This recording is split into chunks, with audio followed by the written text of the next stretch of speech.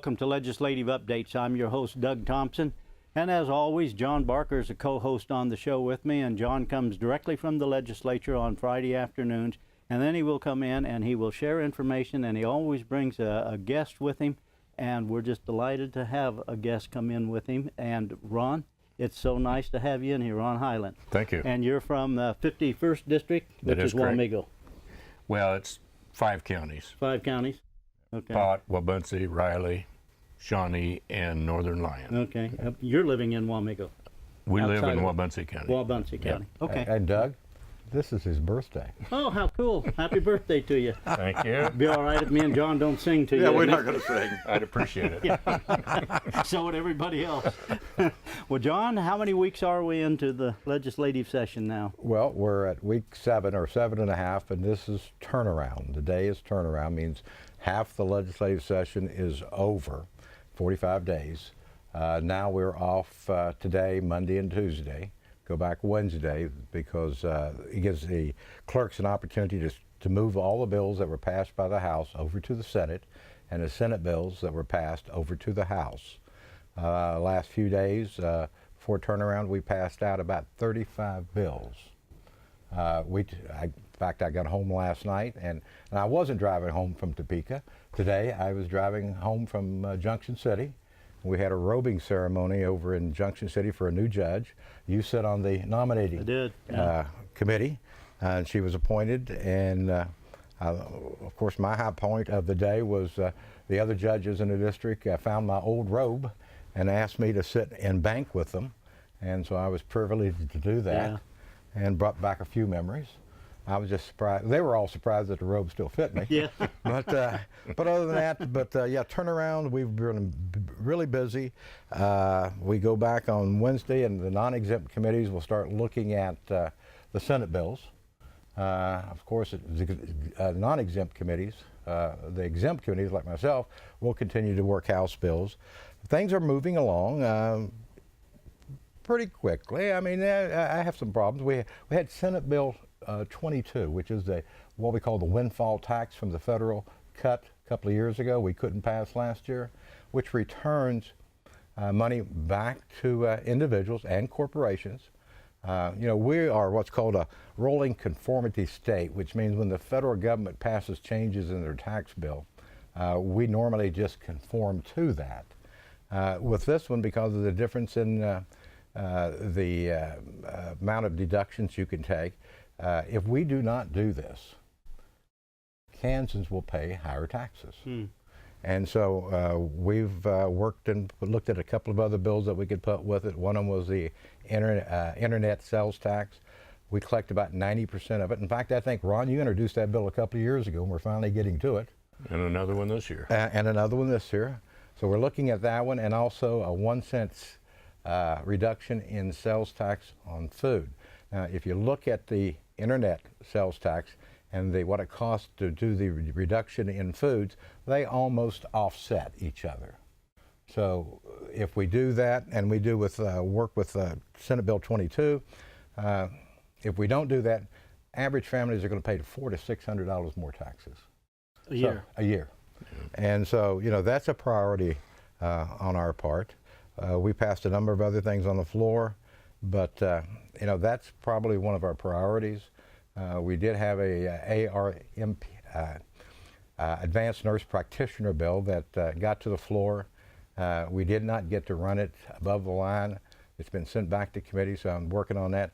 I think Ron's going to talk a little bit about hemp a little later, and that bill was not run on the House floor, so it was sent back or sent to Appropriations Committee to get blessed, what we call blessed, so it can come back out. The question is whether it will go back to his committee or just remain under the line so that we could work it at any time. So there are a number of things going on. We did pass a transparency bill that had some incentives in it. We did a bill that involved community colleges where they would have to post whether these are transferable hours, just to give more information to the parents and to the student themselves of what they should be taking so that they get credit for. Transferable hours before they take the class? Yes, so they would know? They will know before. Okay. Good. So that's one of the positive things that we're trying to do. But you know, I think Ron and I are ready to go back next Wednesday and do the second half. You had a lot going on this week. We did. Yes. We worked so many bills, and of course you have to rely on the committees that they've done their work, and I think we were able to do that. So there were a couple of controversial bills. One was the 911, where they want to raise the tax on it. The second one was a deer permit bill, allowing a landowner who has 80 acres or more to purchase a second deer permit for a blood relative. For example, my daughter, my son, my father. You can't go out to cousins or anything, but it's So, direct okay. line. So, and it did pass, but it only passed by 63 votes, which is the minimum. Oh, wow. All right. We're going to cut away, take a break. You're watching Legislative Updates. We'll be right back. Welcome back to Legislative Updates. I'm your host, Doug Thompson, with guest and co-host John Barker. And John, of course, is the representative for the 70th District. And John, we appreciate the update so far. Okay. And there's a lot more to go through because there's a lot going on in the legislature. There is. And read about it. And I'm anxious to get a little bit of further information about that, the reduction of the sales tax on food in Kansas. Because am I right about this? I had read before that the sales tax in Kansas is the highest in the nation on food. Is that? That I'm not sure, but it is the highest in our area of surrounding states. Okay. I would imagine New York probably has a little higher sales. I don't know that, but it is high, and we're trying to work and reduce it by only 1 cent, but that's like $90 million. That's a lot of money. Where does that get made up at? Well, that's the reason we're looking what at you the were talking internet. about. The internet sales tax could bring anywhere from 40 to 70 if we are actually collecting 90%, which is what post audit indicated we were. The Department of Revenue thinks it's closer to we're only collecting 80%. So if it is 80%, those figures, of course, would be double. It would be 80 to 140 million dollars. Wow. Okay. So, All right, Ron, I know you're chairman of the Egg Committee. I am. And so fill us in. What's going on with the Egg Committee? Well, the most important thing we've been dealing with this session is the hemp bill. And just a little history. Last year in the legislature, we passed the research hemp bill. And that was allowed by the USDA, but because hemp was still labeled as a controlled substance, the rules that we had to put in place so that to allow the research projects to go ahead were just onerous. They're just really difficult. But I talked to the Ag Department this morning, and they said 110 people have signed up to grow hemp under the research program. In Kansas? In Kansas. And they also told me that anything that comes in with today's date stamp on it, it will be accepted into next week. So I expect maybe a few more to come in, but that's 110 so far. And those folks will be allowed to grow hemp, and there will be a lot of restrictions on them, obviously. But that one is a go. And from this year, 2019, we will learn a great deal about hemp, where it grows best, what part of the state it grows best in, and all of those kind of things. And the information then will be critical for what we did this year. We're passing out a commercial hemp bill, and the reason we can do that is that our Congress, U.S. Congress, in the Farm Bill, removed hemp from the controlled substance list. Okay. And that just opens up everything as far as hemp production goes, except that we still have the law enforcement agencies are a little concerned, and rightfully so, because you could hide within your hemp production some real marijuana, which this is not. It's a 0.3 level, and it's produced from certified seeds that around the world they have grown hemp and produced these seeds that will guarantee, barring any unusual circumstances, that the product when it's harvested will have below 0.3% the active ingredient, which is THC, right, which is what's in marijuana. Now, the THC you get over in Colorado, it's the real stuff. the real stuff is between 14 and 15%. So we're extremely low. But the law enforcement's concern is, we've all familiar with marijuana sniffing dogs. And of course, the courts in the past have found that if they hit, that gives them probable cause to search. The problem is they will also hit on industrial hemp, which has no THC, because they go for the smell. Right. So law enforcement's concern is this could make our dogs ineffective. Yeah. How are we going to know the difference with it? Exactly. Police, Yeah. law enforcement will not know the difference, Right. other than if we handle it in other manners, and I think Ron has an approach on that. Well, it'll have to be tested, and the Kansas Bureau of Investigation will have the equipment in place. Now, with the research project, because it was illegal, they could not ship the samples in. They had to hand carry the samples from the site of production into the lab. Next year, we won't have to do that. But there are a lot of, and I looked at the rules and regs that we saw in our committee, and it's like 127 pages long with all the rules and regs that go along with that program. Hopefully next year, once we get this bill passed and we move to the commercial, it'll be a lot less regulations. I mean, background checks, you name it, all of that. And to further complicate it, the USDA was given the authority to manage all of this. And then what happened right after Congress passed the bill, USDA, they all went on a work stoppage. Government shutdown. Yeah, because of the government shutdown, Yeah. which means we could not get any advice from the USDA. They're back at work now, and they promised us they'll have it by later in the year. Well, we had to make a decision. Do we wait on them, or do we go ahead and start the project, set up a Kansas plan, send it to the USDA, and have them approve it? So we chose the latter, and that's what we're doing right now. What is hemp used in? Hemp there's three basic plants, as I understand it. I'm not an expert, but there's the fiber plant, and make clothing, all kinds of things with the fiber. It's a renewable resource. Yeah. And then we've got the oil from the seeds, which they can make soaps and all kinds of other things from that. And then there's the third one, the flour, which they're extracting the CBD oil from, and some of those things. But everything from paints to plastics, you name it, they're coming up with all kinds of things with the hemp products. It's renewable. It could be a great thing for paper. You name it, anything out of fiber, clothing, everything. Ropes? Yeah, of course. Well, that's that was the original. That was Yeah. the original use of it.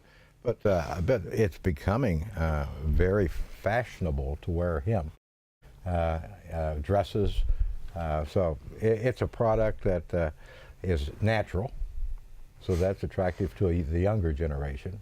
It's all natural, and so it's a product that could benefit farmers.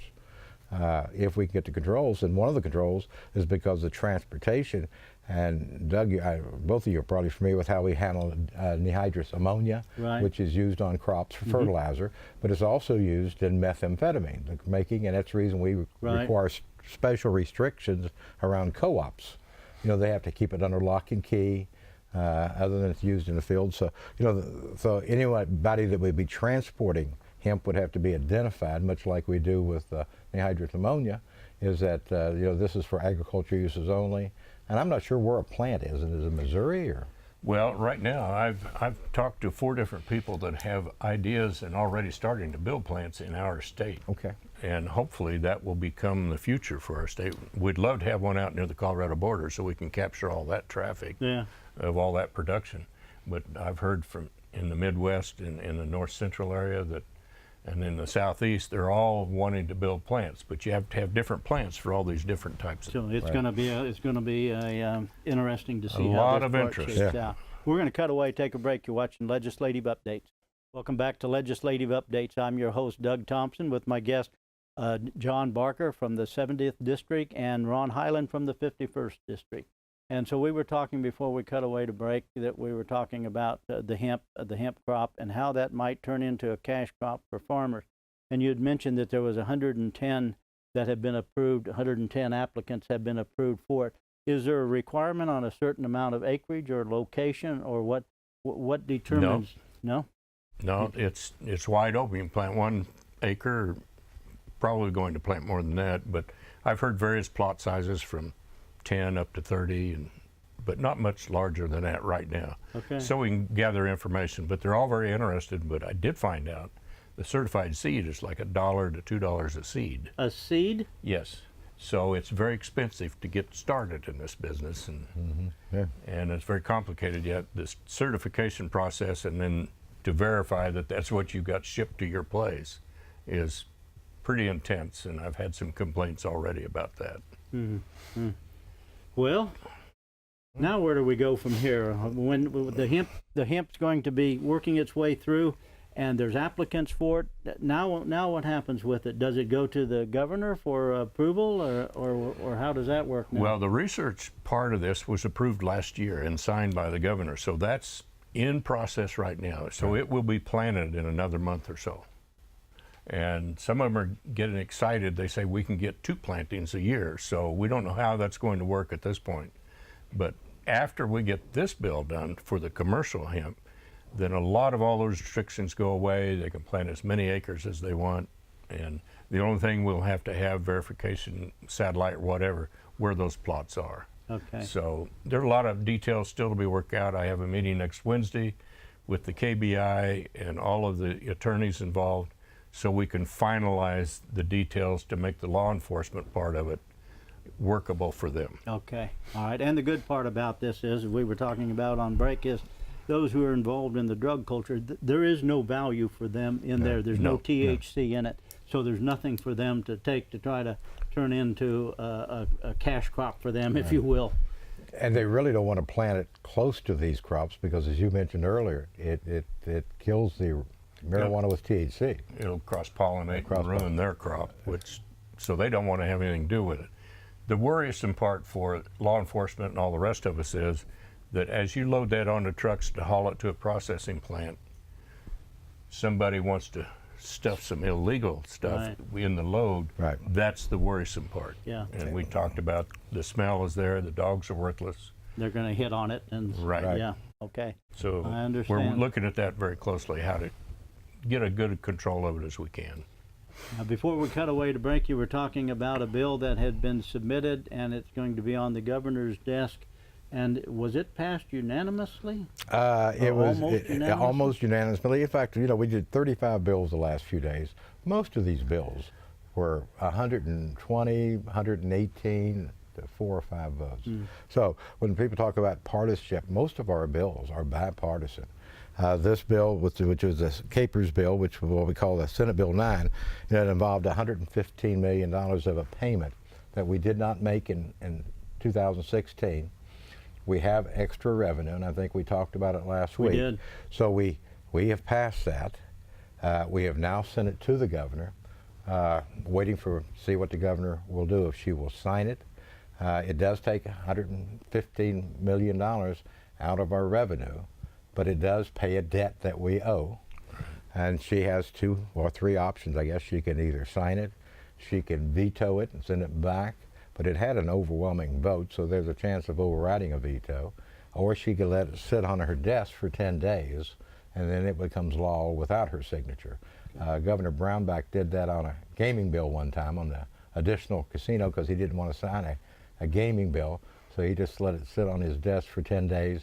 It becomes law after 10 days. 10 days. Right. And as I recall from last week when we were talking about this, John, that the interest paid on that amount going into the Capers is like $20,000 or $25,000 a day. A day. So by applying that towards that, there's a tremendous savings that takes place for the state. Because we did not pay it, so we have to. In fact, when you don't pay it in 2016, you take an actual loan. You're making a loan against it, and you're paying 7.75% interest. So it's $25,000 a day. Every day it's sitting on the governor's desk. Wow. So we would like to have her sign that and move on to other issues. 10 days of sitting there is $250,000. Exactly. Wow, that's a tremendous amount. Yeah. And well, listen, Ron, I appreciate you coming out here. This is the 3rd time you've been on Legislative Updates. I appreciate you being here and sharing this information. We're going to cut away here in just a second, and we're going to take our final break, and then we'll be back to finish up Legislative Updates. Thank you. All right, we'll be right back. Welcome back to Legislative Updates. I'm your host, Doug Thompson. As you're looking at your screen, on your far left is John Barker, representative from the 70th District. And in the middle, of course, is Ron Highland from the Wamego, Wabaunsee, and some other county area, 51st District. So thank you guys for being here. John, you got some dates coming up that are some things for the legislature. What have you got? Well, we go back next Wednesday, starting the second half. The dates that you need to remember is on Thursday, March 27th, is the last day to consider non-exempt bills not in the originating chamber. April 5th is what we call drop dead day. No bills considered after this date except bills vetoed by the governor's office or the omnibus bill, which is the appropriations bill.